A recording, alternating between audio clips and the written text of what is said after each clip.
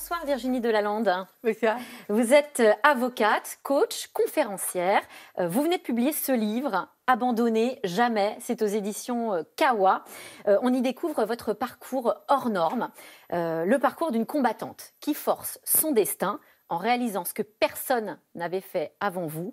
Vous devenez la première avocate sourde de naissance de France. Donc là, au moment où je vous parle, Virginie Delalande, vous ne m'entendez pas. Non.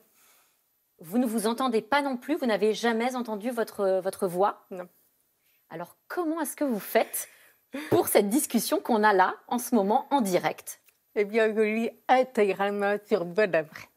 Vous lisez sur mes lèvres pendant que je vous parle. Exactement. Vous n'entendez pas non plus, du coup, les mots que vous prononcez. Alors, ce n'est pas que je note pas, c'est que je ne les perçois pas. Ils ne me servent à rien, c'est un bruit, voilà. Un bruit de fond, en fait, qui Exactement. vous entoure. Si on porte un masque aujourd'hui, du coup, j'imagine que c'est le cauchemar pour vous. Ah, mais c'est une horreur intersidérale. Je n'ai jamais été super de ma vie. Vous portez le masque aussi. Je suis bien obligée, mais je pense que je porte un masque transparent. Donc, il vaut mieux porter des masques transparents, c'est vrai. C'est une bonne idée, effectivement. Vous entendre aujourd'hui, ça paraît extrêmement simple. C'est en fait le fruit d'un travail inouï pendant plus de 20 ans de votre vie. Racontez-nous. Effectivement, j'ai mis 20 ans pour apprendre à parler, puisqu'on m'a dit à ma naissance que je ne parlerais jamais. Et mes parents n'ont pas accepté ce diagnostic qui leur paraissait complètement... qui m'ont condamné, qui m'ont fermé dans un environnement triste, nul. Et donc, j'ai appris à parler pendant 20 ans. Vous avez appris à parler. À 9 mois, un médecin découvre que vous êtes sourde et il a des mots, je crois, très durs. Oui, il m'a dit je ne parlerai jamais. Ça vous exaspère d'ailleurs, ce mot valise qu'on entend peut-être, j'en sais rien, encore aujourd'hui, de sourd-muet. Ah, mais on me le dit en permanence, on écrit même, alors qu'on m'a fait une interview à l'oral. Ça me rend mais dingue. Puisque c'est pas du tout arrêter avec ça. Parce que même une personne qui s'exprime en langue des signes peut s'exprimer à l'oral aussi. Elle le fait plus ou moins bien, mais elle peut le faire. Ce n'est pas interdit pour elle. Ces 20 ans d'apprentissage, qui sont un travail titanesque, comment il se passe? Qu'est-ce qu'on apprend? Comment ça se passe, ces cours? Eh bien, tous les bébés, même les bébés sûrs, babillent. Le bébé sûr, lui, ne va pas l'intérêt, donc le père. Et le rôle de l'orthophoniste est de maintenir ce babillage pour pouvoir construire les autres sons sur la base des sons naturels. Et ensuite, c'est chaque son, un par un, sur lequel on m'apprend à positionner ma langue, à mettre les doigts au bon endroit, à souffler de la bonne façon, etc. Qu'est-ce qui est le plus dur dans cet apprentissage? Tout. Le R, le S, le OU, je n'arrive toujours pas. Les OU, les R, les S, en fait, c'est tout ce qui est notamment les consonnes, hein, c'est ça, ça c'est le plus dur. Il y a beaucoup de consonnes aussi dans la langue française. Quelques voyelles quand même, le OU, le A. Ça, c'est dur. Aujourd'hui, donc, vous n'avez pas besoin de signer. Vous ne parlez pas en langue des signes, même si vous la connaissez. Oui. Voilà.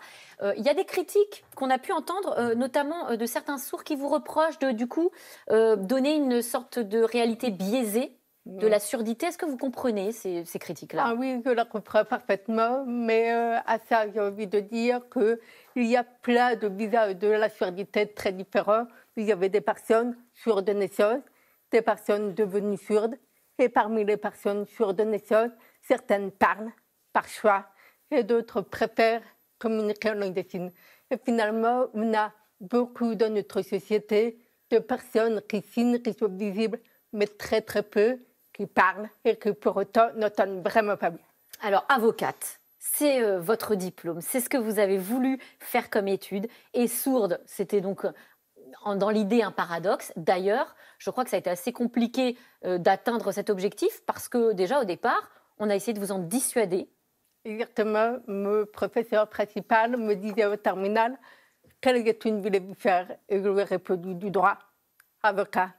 Et elle me dit alors choisissez une petite université familiale de province, ce sera plus facile pour vous. Et ça m'a rendu folle. Du coup, vous avez... Du coup, j'ai pris la plus dure de preuve pour moi à cette époque-là. Ouais, vous êtes allé à Assas, effectivement, la fac la plus dure de France, en droit, très réputée. Comment se passe votre arrivée? Mal, évidemment. Mais que, contrairement aux écoles où les professeurs sont sensibilisés par les parents, par les élèves, etc., à l'université, on arrive vraiment dans un amphithéâtre de 1000 personnes. Le professeur refuse de nous passer les cours. Et donc, on n'a personne pour nous aider et c'est compliqué. Vous dites finalement que vous avez dû vous suradapter. C'est ça. Passer finalement un diplôme beaucoup plus dur que celui qu'on pense passer. Exactement. Enfin, j'ai eu la pression d'être bac plus 25. Bac plus 25. Tellement j'ai dû adapter des choses pour finalement arriver au même résultat que mes camarades. Et j'ai trouvé un plan A, B, C, D, E, F. Le plan idéal, c'est-à-dire celui dans lequel je n'étais plus en situation de dépendance, mais en situation d'égalité. Le plan F, et c'était quoi le plan F alors? Alors le plan F, c'était de dire, OK, vous me passez les cours, et moi, en échange, je vous prépare les filles de révision. C'est ça. On faisait une alliance comme ça d'élèves qui se serrent les coudes. Aujourd'hui, vous êtes avocate diplômée. Oui. Est-ce que vous avez déjà plaidé devant des tribunaux? Non, je n'ai jamais plaidé devant les tribunaux. En revanche, j'ai pris ma revanche par la suite, puisqu'aujourd'hui, je suis conférencière. Conférencière, ça veut dire quoi? Que vous, finalement, c'est l'équivalent d'une plaidoirie, mais devant encore plus de monde? Exactement. Donc, mon maximum aujourd'hui a été 2000 personnes dans la salle.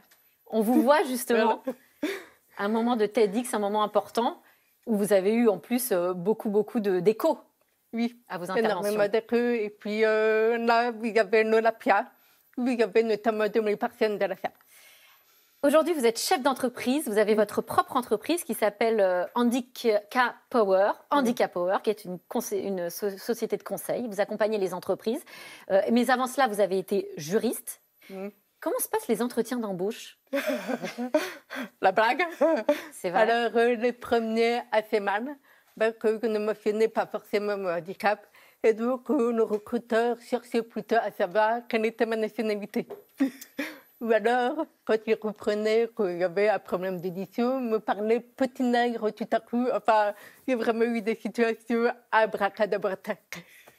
Aujourd'hui, c'est la journée mondiale pour les personnes handicapées. Si il devait y avoir un changement pour des personnes sourdes, lequel ce serait? Le sous-titrage partout, à la télévision, à la radio, au cinéma, sur le film français. Partout. Dès que vous avez du son, du sous-titrage, s'il vous plaît. On peut sous-titrer à la radio? Même à la radio, vous pouvez sous-titrer. Vous passez le replay, le podcast, et à côté, vous mettez la retranscription écrite. Et la retranscription sur les podcasts. Le message est passé. Merci. Merci à vous. Sur YouTube. Et même sur YouTube. Merci encore, Virginie Delalande.